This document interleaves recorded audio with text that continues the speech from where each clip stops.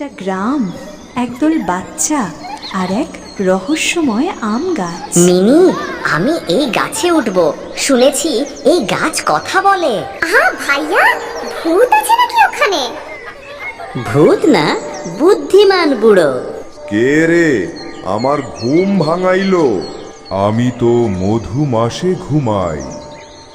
মাফ করবেন বুড়ো গাছ মামা, রনি আপনাকে ডাকছে।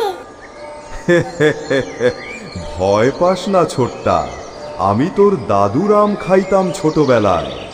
তুমি বেঁচে আছো কতদিন? গাছেরা বাঁচে অনেক বছর, যদি মানুষ গাছ না কাটে।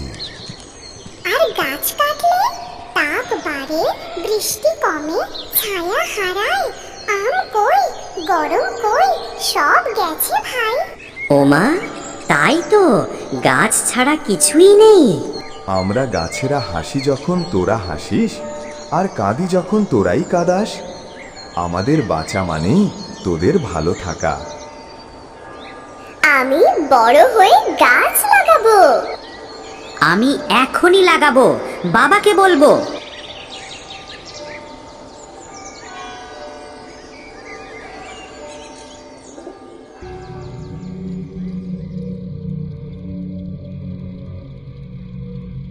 গাছেরা কথা না বললেও ভালোবাসা ঠিকই বোঝে।